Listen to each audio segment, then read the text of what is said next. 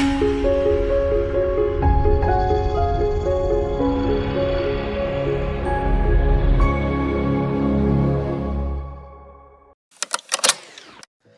thank you for stopping by. I'm so glad you're here. In this video, I'm going to be comparing two Star Wars costume patterns, the out-of-print Simplicity 4450 and the currently in-print Simplicity 5840. So a little bit of history behind these patterns is that the 4450 was very popular among Star Wars cosplayers back in the 2000s, particularly for the Obi-Wan Kenobi look. Apparently it was pretty close to screen accurate as it was, with just a few modifications. Unfortunately, it might have been a bit too accurate because Simplicity ended up pulling them all from the shelves, and most people believe it was because they were worried about being sued for copyright infringement. Naturally, people were upset when they pulled it from the shelves because it was such a popular pattern. The good news is that they re-released it as Simplicity 5840. I'm not sure how long it was from the time they pulled 4450 off the shelves and replaced it with 5840, but it was definitely long enough for it to be missed and for people to come up with various workarounds to recreate the pattern. And I know all of this because of a very helpful blog post, which is linked into the description below, that has other links within it to various sources on the Star Wars forums. If anybody is here from Star Wars Cosplay forums, thank you for watching. When I recently found out about a banned Star Wars costume pattern that had been pulled from the shelves, probably due to copyright infringement, I instantly decided I needed one, and in an insane impulse purchase, I bought it about an hour after I found out it existed. I paid way too much for it, but I did get a complete factory folded, uncut Simplicity 4450. Mine is the 0579 version, but it is identical. Was it a good decision to buy it? I don't know, but I am gonna get some value out of it by making this video comparing the 4450 with the newer 5840. So let's get on with that. When you look at the envelope of the two patterns, you immediately notice that 4450 clearly looks like a Star Wars pattern. You've got an Obi-Wan Kenobi look. You've got Darth Fester. I'm not sure who that guy's supposed to be, but he's clearly a Sith. And then you've got Anakin, various Jedi look on the other end. When you look at the 5840 pattern, you can tell that they were clearly trying to downplay the Star Wars look while still conveying it, sort of a side wink rather than so overt, just to get more out of the range of copyright infringement. On the top, they have a couple of fantasy-looking cloaks that maybe they were trying to pull in some Lord of the Rings cosplayers. When you turn the envelopes around and look at the backside, you notice, first of all, that they eliminated the Darth Fester look. Second of all, they changed the cloaks entirely. They're called robes in the new one. They changed the hood shape and they added a capelet. And also there is a little bit of difference in the fabric requirements for the different views. Other than that, the Jedi look from 4450 is still intact in 5840. You've got the tunic, the dicky, the shoulder armor, and the belt. Looking at the notions, the biggest difference is the 5840 calls for some braiding and things that can be added as decorative elements onto the robes. It actually looks like a pretty cool fantasy robe pattern, but it is definitely not Star Wars. The biggest difference I noticed between the two is in fabric requirements. Pretty much across the board, the 5840 uses a little bit less fabric than the 4450. And let me tell you, the 4450 is a fabric hog. To figure out how these two patterns differed from each other and how they were the same, I decided to go through each pattern piece by piece and compare. Doing that comparison was really helpful, and I did find some differences that follow a consistent theme. So the 5840 re-release seems to be slightly simplified in its construction process. In particular, the method of attaching the sleeves and doing the shoulders was switched from the 4450 and simplified in the 5840 to a standard normal sleeve attachment. There's a little bit of weirdness to it in the 4450. So aside from the simplified construction steps, a lot of the pieces were slimmed down and slightly shortened. I think this is to reduce the amount of fabric used. Let me go through each piece and tell you a little bit more detail about what was changed. Starting with the tunic, in this one they changed the shoulders and the sleeves. In the 4450, the shoulders were squared off and there was some pleating, and the sleeves were attached almost straight on. There wasn't a lot of curve to the arm side. So it was a very squared off T shape. And also the sleeves used a lot more fabric in the 4450. In the 5840, the sleeves are slimmed down quite a bit, and they are attached using a standard modern rounded arm side, just like I would expect to see in any shirt. The shoulders are angled down a bit more rather than being squared off, and there's no pleating. Other than that, the body of the tunic itself is very similar, although again slimmed down just a little bit. Next, looking at the cloak in the 4450 and the robe in the 5840, these are very different garments. The cloak in the 4450 has a multi-size option, so whatever size you choose is going to slim it down or expand it.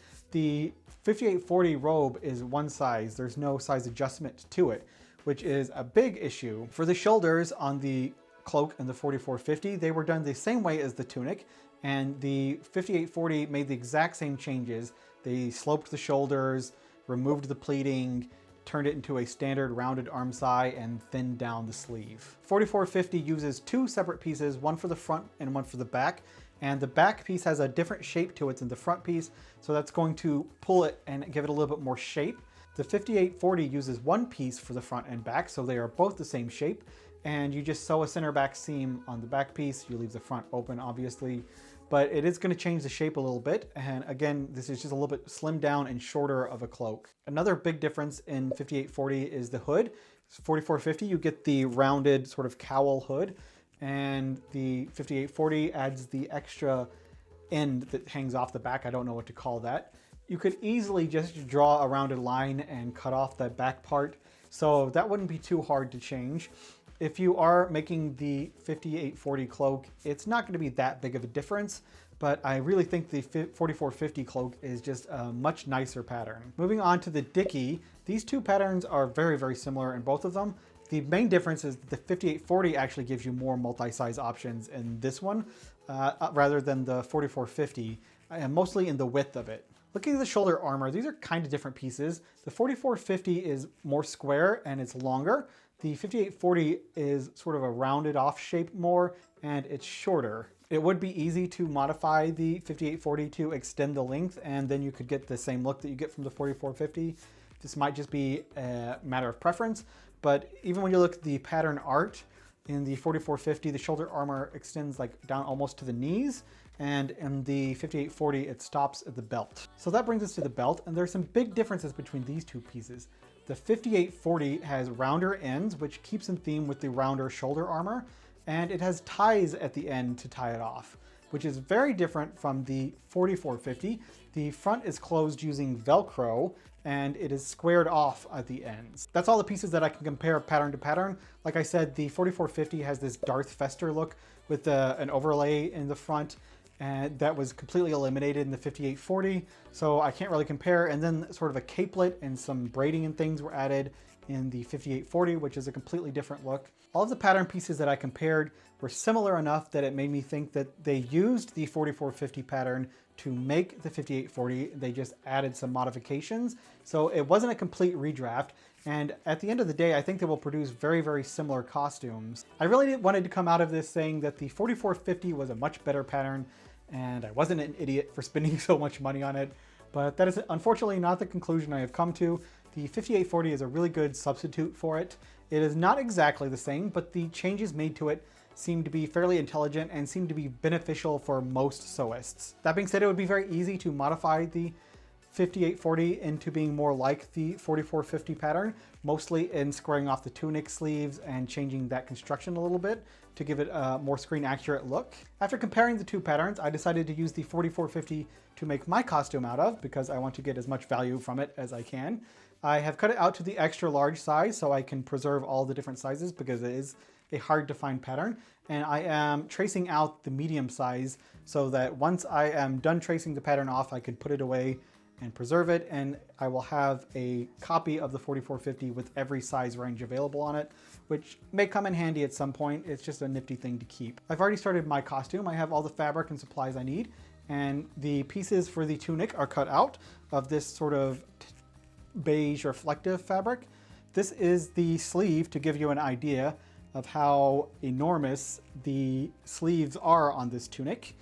And maybe a better idea of why they shrink them down just a little bit for the newer 5840 pattern. But this will give a really cool billowy look to the costume, so I'm excited for it. I'll be posting a few update videos as I make progress on this costume, and there will be a final video up for May the 4th, so I hope that you will come back to watch those. If you have liked this video, please let me know by leaving a like, and if you have not already, please consider subscribing. Thank you so much for watching, and I will see you in the future. It is Sunday morning, and yesterday on Saturday I cut out the new Star Wars costume pattern from Simplicity. I forgot what a pain in the butt it was to cut out sewing patterns. I don't know what I'm trying to say. If you know what I'm trying to say, you know, and if you don't, I'm sorry. not awake enough. This is an east-facing window, so I get sunlight in the mornings. Afternoons and evenings, not so much, but whatevs. Alright, I'll check back with you.